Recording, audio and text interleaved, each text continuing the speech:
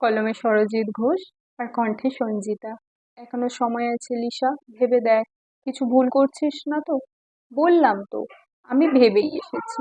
তবুও ট্রেন কিন্তু এখনো ছাড়েনি। তুই কিন্তু ফিরে যেতে পারিস। কেন এক কথা বারবার বলছিস বলতে জয়? আমি তো সবকিছু জেনেই ভেবে চিন্তেই তো এসেছি। বাড়ির জন্য মন কেমন করছে না তো তোর? করছে, খুব করছে। বাড়িতে একটা কল করবি? না, এখন নয়, মুম্বাই পৌঁছাই তারপর। তাছাড়া চিঠি লিখে রেখে এসেছি তো, আশা করি মা পেয়ে যাবে। এটা কিন্তু ঠিক হলো না হয়তো। বাড়িতে জানিয়ে আসতেই পারতিস। জানিয়ে আসবো? তুই পাগল নাকি? আমাকে আসতে দিত। আমি তো জানিয়েছিলাম। বাবা মা তোকে তো মেনে নিল না। বাবা তো মুখের উপর আমাকে বললো ওই ছেলেটার সাথে থাকলে আমাদের ছাড়তে হবে, আর আমাদের সাথে থাকলে ওকে ভুলে যেতে হবে। কিন্তু কি করে সম্ভব এটা? মাকে বুঝিয়ে বলেছিলাম সম্পর্কটা মেনে নিতে। মা বলল তোর জন্য সরকারি চাকরি বা বড় ব্যবসাদার হবে এমন কোনো ছেলে দেখে বিয়ে দেবো। আমি শুধু মাকে বললাম অনেক টাকা পয়সা, বড়লোক বাড়ি এসব কিছুই চাই না। যাকে ভালোবাসি তার সাথে সারা জীবন থাকবো, তাতেই সুখী আমি। মা বলল তোর বাবার জেদ তো জানিস, আমি তোর বাবার বিরুদ্ধে যেতে পারবো না। তোর বাবা যে সম্বন্ধটা নিয়ে এসেছে ওটাই তোর জন্য ভালো হবে। জয়, এবার তুই বল তো, এটা কি সম্ভব? যাকে ভালোবাসি তাকে ছেড়ে অন্য কাউকে? আমি তোকে খুব ভালোবাসি জয়, প্লিজ আমার মন খারাপ করে দিস না আর। লিসা, আজ থেকে আমার অনেক দায়িত্ব।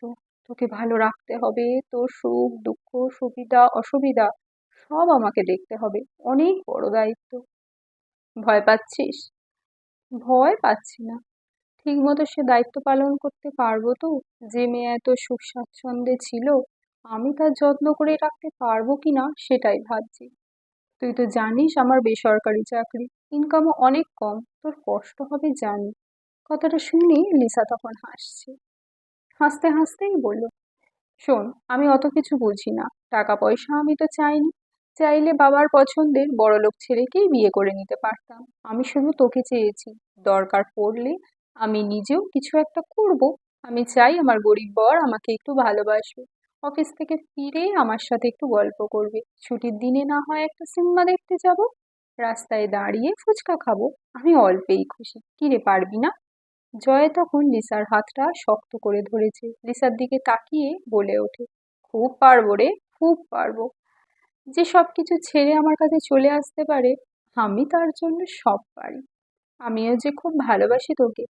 লিসা, সত্যি করে বল তো, তোর কি সত্যিই ভয় করছে না? ভয়? ভয় কেন করবে?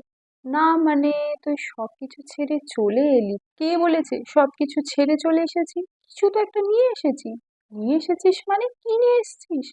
তোর হাতটা দে, তারপর তোকে বলছি। জয়ের হাতটা তখন লিসা নিজের বুকের কাছে চেপে ধরে বলল, আওয়াজ হচ্ছে তাই না?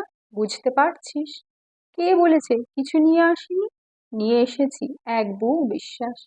ততক্ষণে ট্রেন ছাড়ার জন্য হর্ন বাজিয়ে দিয়েছে। আস্তে আস্তে ট্রেনের গতি বাড়তে থাকে। ঝমঝম গতিতে চলতে থাকে ট্রেন। ভরসার কাঁধে মাথা রাখে লিসা। ঘরের টানে ঘর তো ছাড়তেই হয় একদিন। দু চোখ তখন ওদের নতুন ঘর বাঁধার স্বপ্ন।